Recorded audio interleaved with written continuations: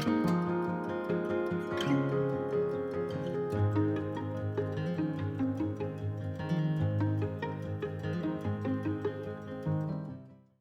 Hoff, and I am a certified conscious discipline instructor, and I'm so grateful to be here and excited to talk to you today to just give you a little taste of what conscious discipline is all about, because it is the answer to the world's problems. So the good news is you're going to learn that today in 45 minutes. Isn't that great?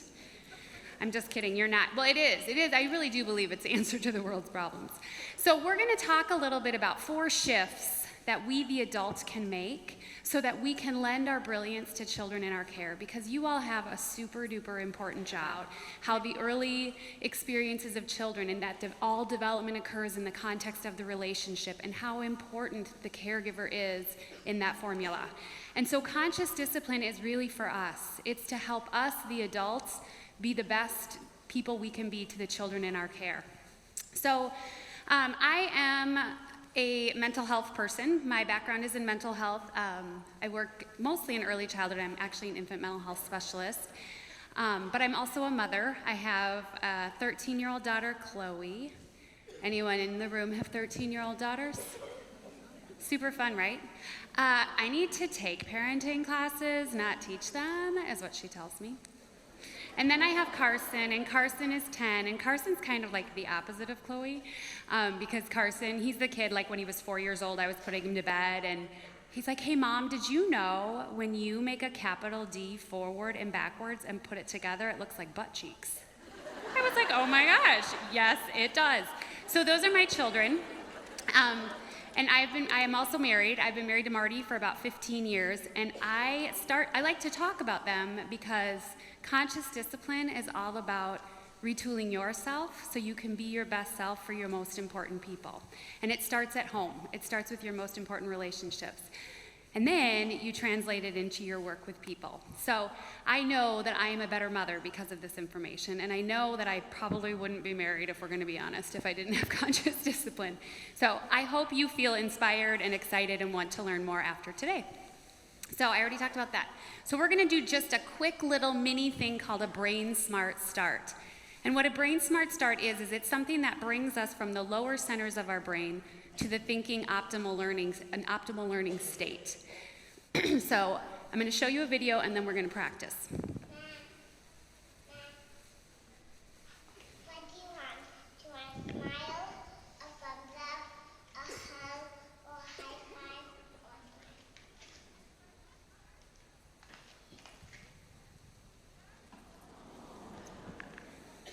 or Okay, so I'm going to teach you 3 greetings. Oh, I said no one had to come on stage. I was lying. Would one of you be willing in the front? Just one of you that wants to. Just really, really quick. I want to just use you as a partner. Come on up. Thank you. Okay, so I'm going to show you 3 greetings, and then we're going to practice. So the first one is called a butterfly hello. You hook thumbs, and you say hello while you look the person in the eye, okay? The next one is called a snake kiss. So put your hands like this. Snake kiss.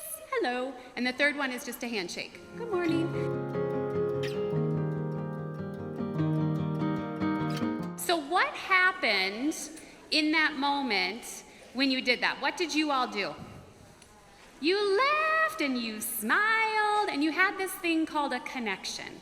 So I just had you do something that involved eye contact, touch, presence in a playful situation, and in conscious discipline we call that a connection. And the reason that that's so important is what happens inside your brain during that connection moment, and it's a reciprocal thing, is that your brain gets a shot of dopamine, endorphins, and joy juice, and all the good stuff that you need. So it's endorphins, oxytocin, dopamine, all the good stuff, and Dr. Bailey calls that joy juice. Children, especially children that are disconnected, have a deficit of that. They need more of that. A lot of our children spend time in front of the screens, right? And they get the dopamine in a different way, not from that reciprocal shared thing. So we're going to talk about the importance of connection for brain development. And that's what we're talking about, that face-to-face moment of joy juice that your brain gets. We're also going to do, as part of our Brain Smart Start, we just did an activity to unite all of your attention. We did an activity to connect. Now we're going to do something to disengage our stress response. So we're going to do 3 belly breaths. In conscious discipline, we call this a star breath. So I want everyone to smile. Take a deep breath. And relax. And what you're doing is you're breathing from your diaphragm, and you want to make sure that you're breathing out twice as long as you breathe in to disengage your stress response. And in order to do this, we want to do it 3 times. So let's do it 2 more times. Smile. Take a deep breath. Relax. We're going to do it 1 more time. Smile. Take a deep breath. Relax. The last part of our Brain Smart Start is a commitment. A commitment is a mental picture of what we're going to do. So what our commitment for today is, give yourself permission to stay present. Do whatever it is that you need to do. If you feel like your mind is wandering or you're thinking about other things, just be aware of that and try to bring it back to the moment. Okay, I'm going to show you a video, a little bit about why conscious discipline is so important.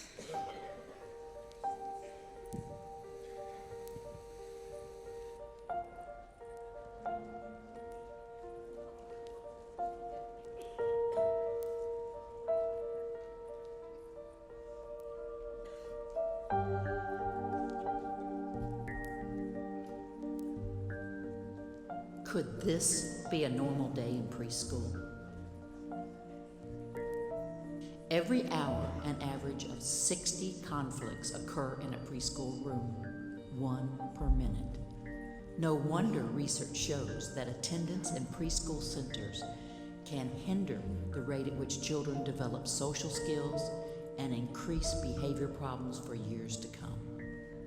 Data does show that a child's cognitive function can improve. But in the real world, how helpful is intelligence if you can't get along with others?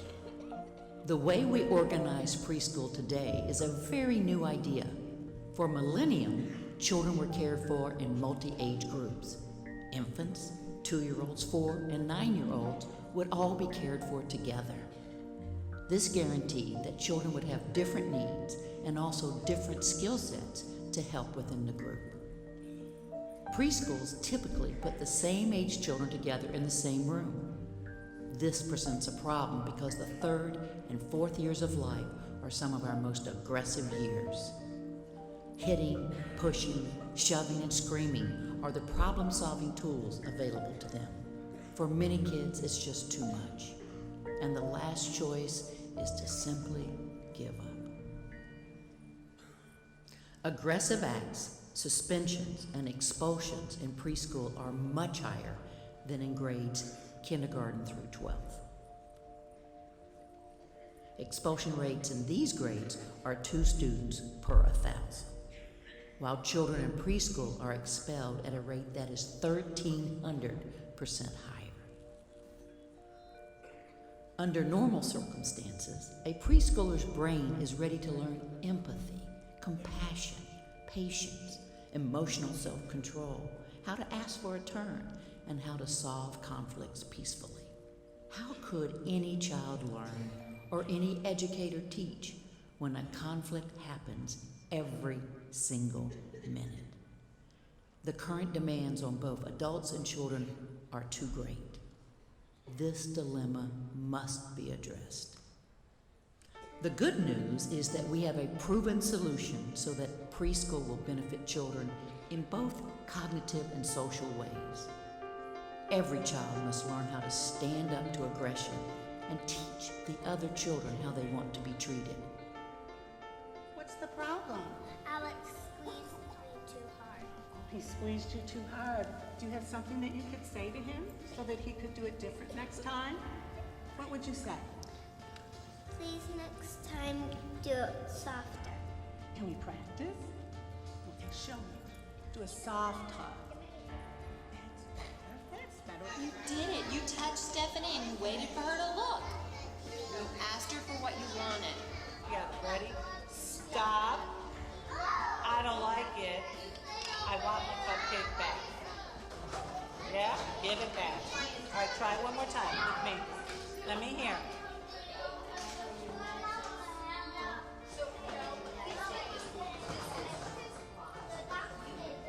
And then you say, please give it back.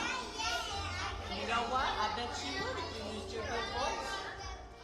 Conscious discipline provides teachers and parents with these skills.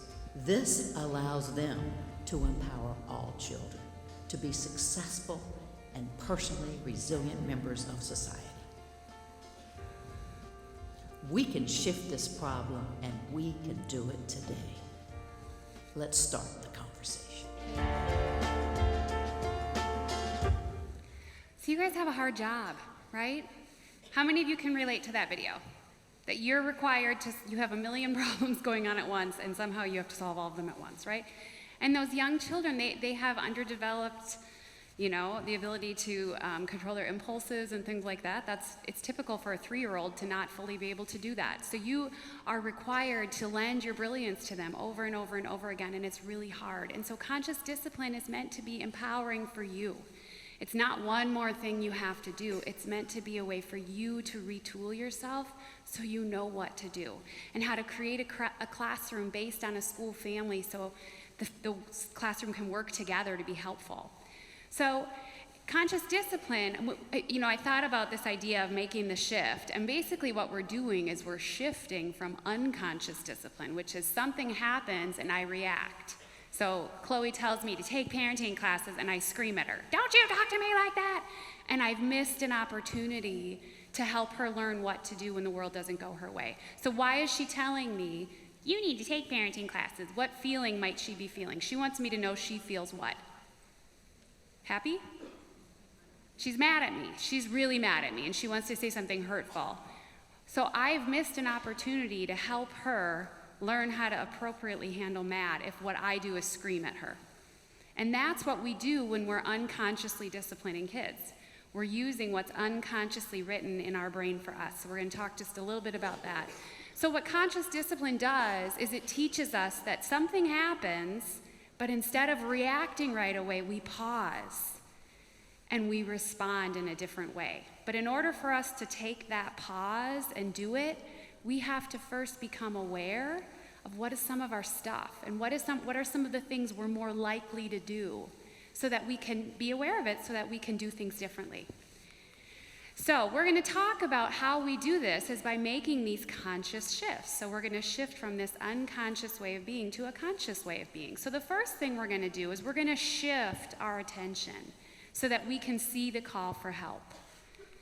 So in conscious discipline, we have something called the brain state model. And what the brain state model is it's basically based on neuroscience. So I'm not really giving you a neuroscience lesson right now, but what I am going to do is take some information that's based on neuroscience and give you a way of understanding what part of the brain or what skills kids have when they're maybe in a different state.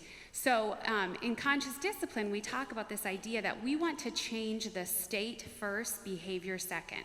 So we've all been trained to focus on the behavior, focus on the hitting, the kicking, the punching, the fighting, the spitting, the swearing, the flipping you the middle finger, or whatever you have to deal with in your classrooms. So I have a little side note. One of my programs that I work with is a therapeutic preschool, so for children that have pretty significant behaviors. So I've learned a lot with 3-year-olds that call me lots of interesting things throughout the day. I'll save that for another day. So we talk about the brain state model to really understand what state is the child in and how can I help them regulate their state first and then I can address the behavior. So just to kind of give you a quick overview of this, I'm going to use, Daniel Siegel came up with this model, this idea of the hand model. How many of you are familiar with that? Okay, some of you are. So here, I'm going to just show you using my hand. You can do this with me if you want. So we're going to first talk about the brainstem. So the brainstem is the part of the brain it's online at birth. It's the part of the brain that is activated when your brain perceives threat. So all of us right now, our brains are wired to protect us. So unless you were raised by wolves, if all of a sudden a wolf came through that door, some of us, we'd punch that wolf. Some of us would take that wolf down. Some of us would run out that door as fast as we possibly could, and some of us would freeze. So what happens is when your brain perceives threat, you have 3 skills. You can fight, you can flight, you can surrender. And that's it. And you don't get to choose. So you're not going to be like, I think today I can take that wolf down. It's unconscious, it just happens. Just like if you're driving down the highway and all of a sudden a car swerves into you, you swerve out of the way, but you don't really think about it. Ooh, I better swerve out of the way, because by then you'll get hit, right? So it's really amazing. Our brains are wired to protect us. So what this looks like in children is when children are hitting, punching, biting, running away, hiding under a table. How many of you have had children like that in your classroom? Really? None of you? I don't believe it. No, just many of us have, right? So what their brain is doing in that moment is it's protecting themselves the only way that they know how. And so they're running, they're hiding. So those are what we call survival state behaviors, and they're seeking safety. They're seeking an adult that can help them regulate them, help them handle that moment. So that's the brainstem down here, okay? So then we have the limbic system, and the limbic system is the emotional part of the brain. So this is the part of the brain that comes online when the world isn't going the way we think it should. So all of us, so our survival state, which is the protected part of our brain, we're born online with that. So we don't get to choose if we're going to punch the wolf or run away. But this limbic system, this part of the brain is written for us by our personal past. So all of us are given, it's almost like, does everyone know what a CD-ROM is?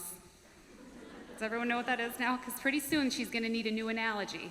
So it's almost as if all of us are given a CD-ROM from our parents about the way the world should be, about the way kids should behave, about the way things should be. And this is played for us, and also how to handle it when the world doesn't go our way. And this CD-ROM plays when our buttons get pushed. So if you were yelled at as a child for spilling milk, and a child spills milk in front of you, your brain automatically will come online with your CD-ROM and you'll yell at your child. So for many of us that have our own children, how many of you have said, okay, when I have kids, I am never going to blank them? Right? I am never going to yell at my kids, ever. And then what do? When the world isn't going our way, we yell at our kids, right? I've heard myself more than once be like, there's no yelling in this house! Really? I didn't know that. So here's the thing, this limbic system, this part of the brain is also unconscious. So we don't always know what's coming out of our mouth when our buttons get pushed. And our buttons are usually directly related to whatever it is that's been our experiences about the way things should be. So I was brought up in a world where you're fine. You're fine. Like if I would cry or whine, you're fine. Oh, you're fine. So what that means for me is when I have a whiny child, usually if it's a girl especially, whines at me, my brain automatically goes to my limbic system and out my mouth comes, you're fine. Oh, you're fine. But again, I've missed this opportunity to help that child handle whatever it is that's going on for them. So when we talk about teaching kids how to regulate, teaching kids how to manage their emotions, they need an adult to show them how to do it. So I can't help a child learn how to handle the world not going their way if I'm screaming at them or blaming them or telling them they're fine and invalidating them.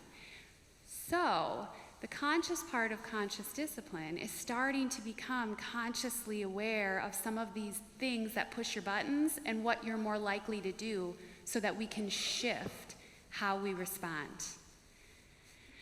Oh, I forgot the most important state. I almost moved on, just staying with our limbic system. That would not be good. So these two, so we've got our survival state, which is for safety, right? And the skills we have here are we can fight, flight, surrender. Okay, what skills do we have in survival state? We can fight, flight, surrender. And then we have our limbic system, and that's whatever is on your CD-ROM. So for some of us, it's yelling, screaming, blaming, shaming. This is the lens from which we view, like, if we think kids are just being manipulative, or they're just wanting attention, or they're just, being spoiled brats. Any of those judgmental thoughts that we have about children, those tend to be CD-ROM or limbic system thoughts. And the reason that it's important to be aware of that, it doesn't mean we're bad people.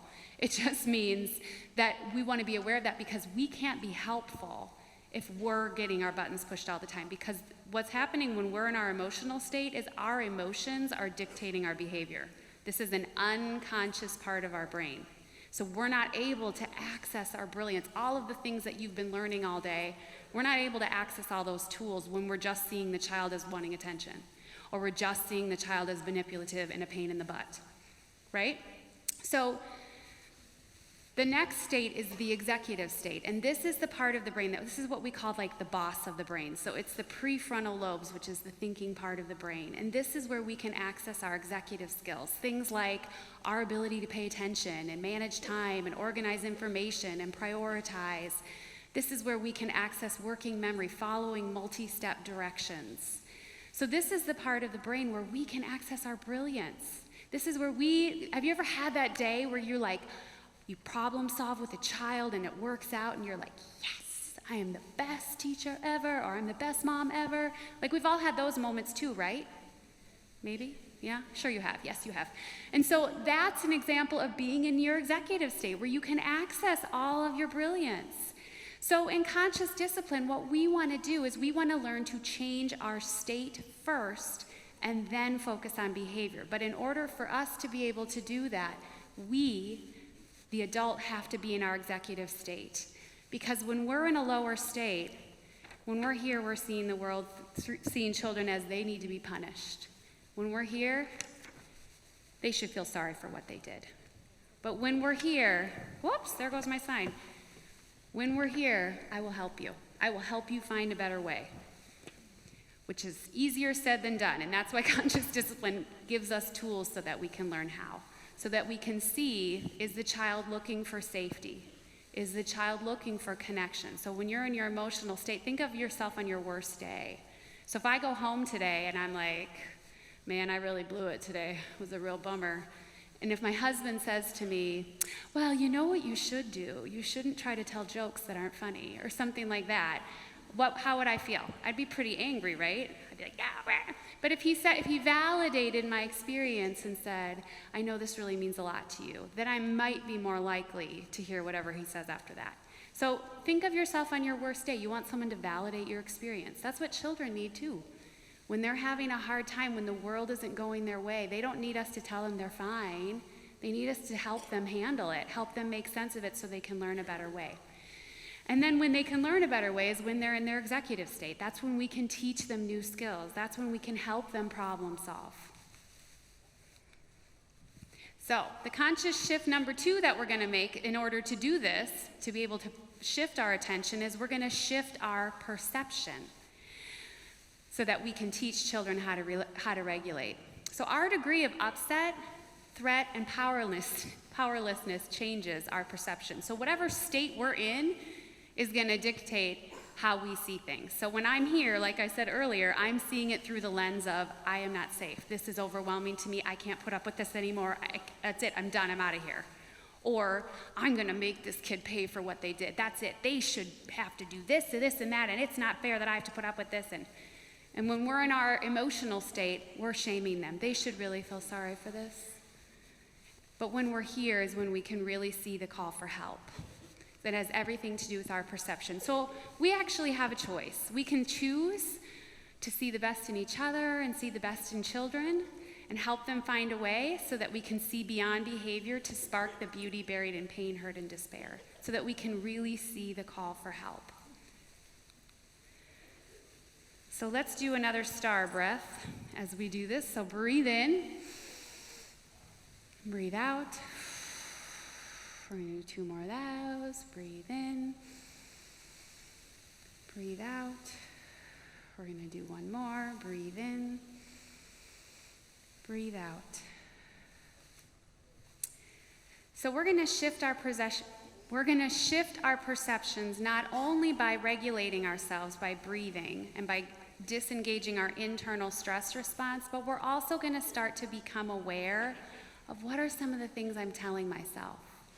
So when I have a little girl, I keep using Chloe just because it's an easy example, but when she's saying things to me like, you need to take parenting classes, what happens in my brain is I tell myself, what a brat. Or this is a better example, when she says, it's not fair that I don't get brand new Ugg boots or whatever the ridiculous thing is that she wants. And that sends me straight to, what an ungrateful child, what a terrible mother I am that I could ever raise a child that is so ungrateful.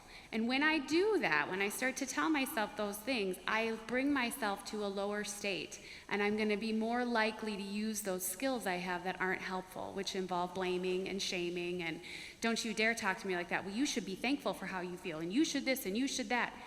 And again, I've missed an opportunity to help her learn how to handle disappointed. Because I'll tell you what, I would much rather her learn how to handle disappointed now, appropriately, than when she's in her 20s or her late teens and handling disappointed in really not very helpful ways, like hitting the bar or doing other things that people do to handle disappointed. So in order to do this, in order to shift our perception so that we can see the call for help, the first thing we're going to do is we're going to actively calm ourselves. We're going to take some of those deep breaths. We're going to disengage our stress response in the moment when our buttons get pushed.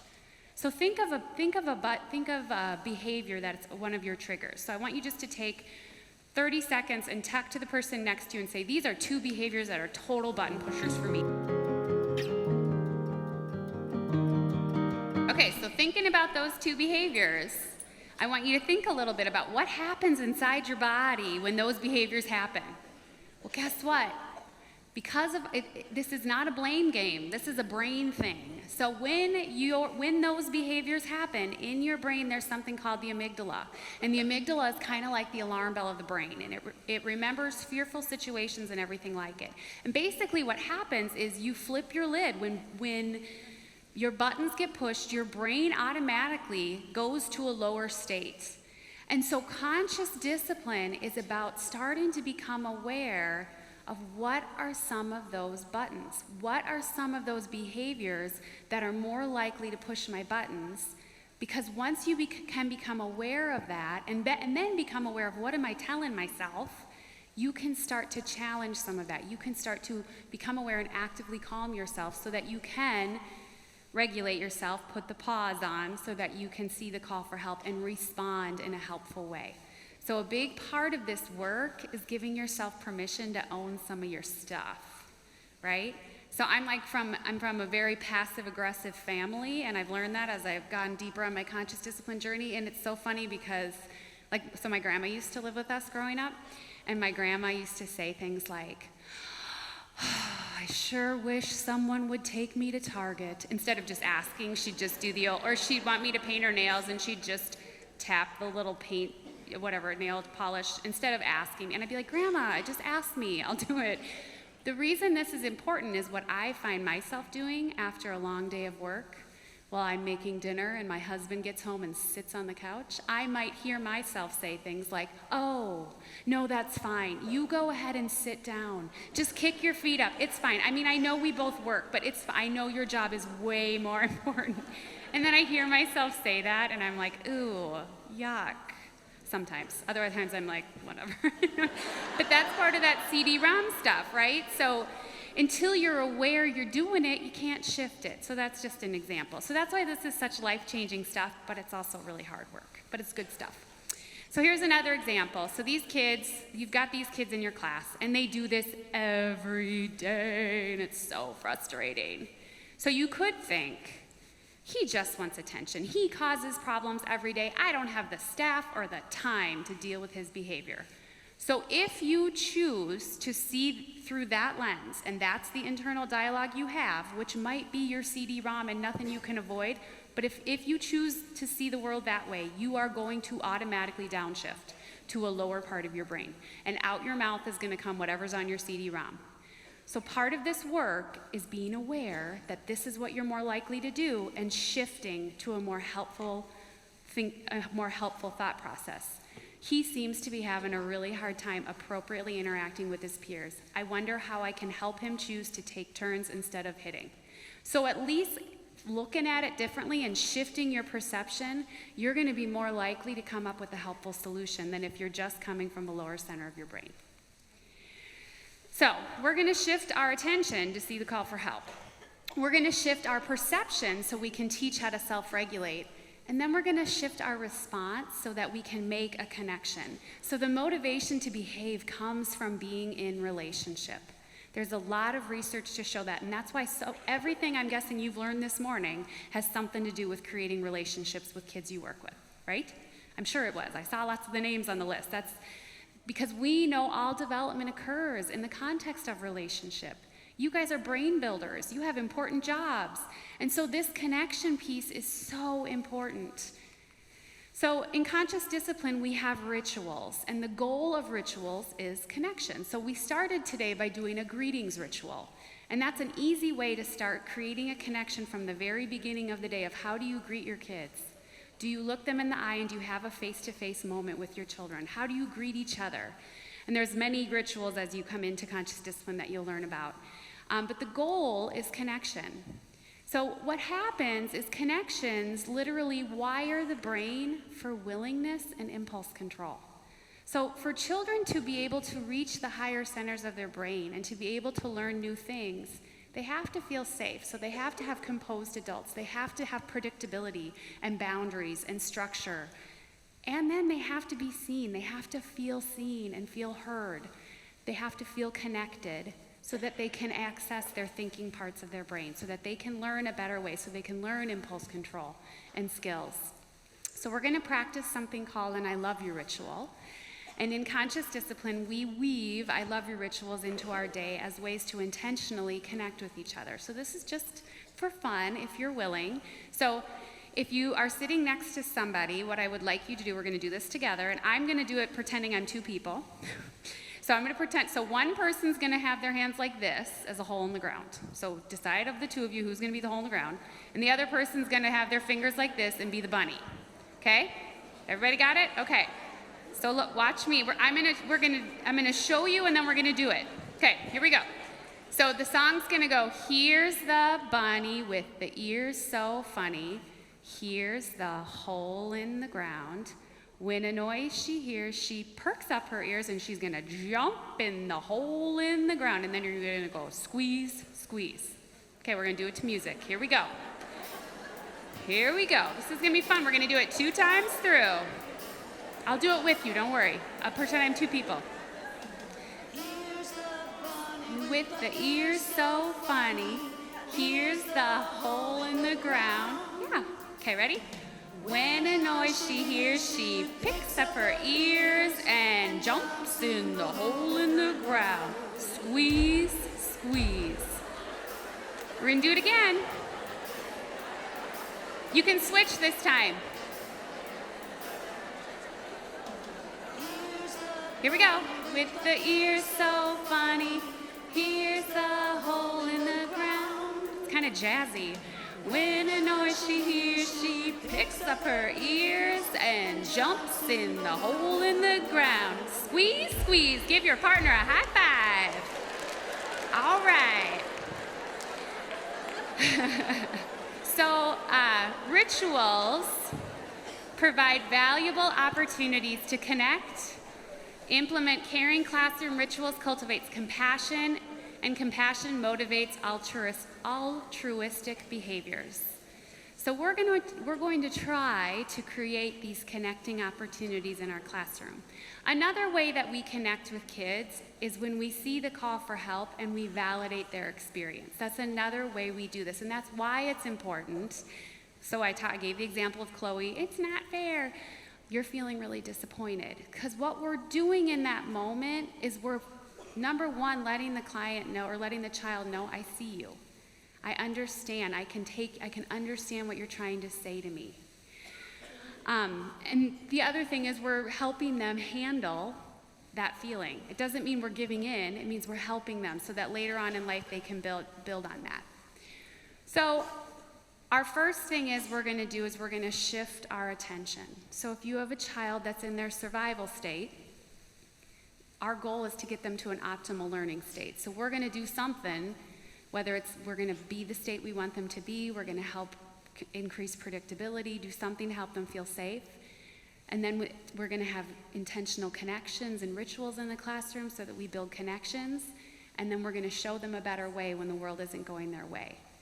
For us, we're going to start to become aware when our buttons are getting pushed. So we're going to shift our power of perception. We're going to shift our perception so that we can see the call for help, because we know if our buttons are pushed, we're seeing through that CD-ROM lens that they should feel sorry for what they did. And when I'm in that state, I will blame you and I will shame you.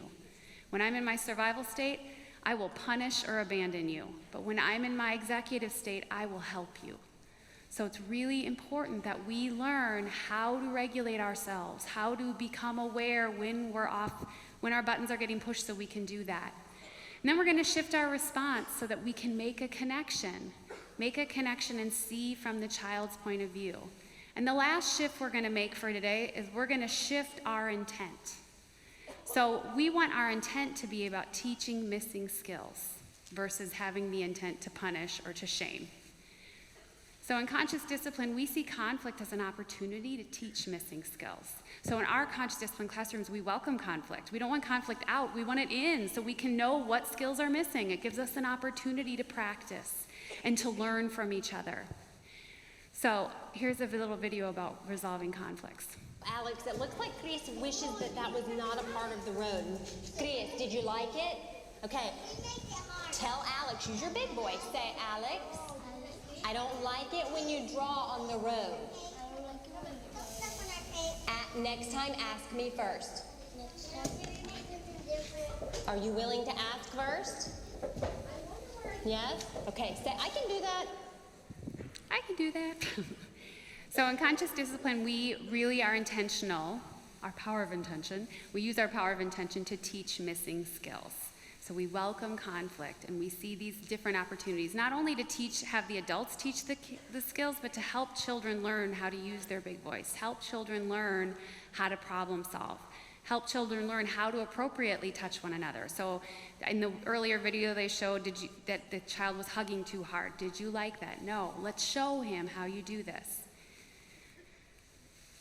So the way we do that is we do a lot of you wanted. So you wanted a turn. When you want a turn, you can tap him gently like this and say, can I have a turn? And we practice those skills many, many, many, many times so that eventually children can do that on their own. And we would do whatever is appropriate. So obviously if you're working with, a 15-month-old, you might go, my turn, or something like that. You're not going to use lots and lots of language because that wouldn't be developmentally appropriate. And with even younger kids, you might do hand over hand to help them, to show them. So same idea, looks a little different.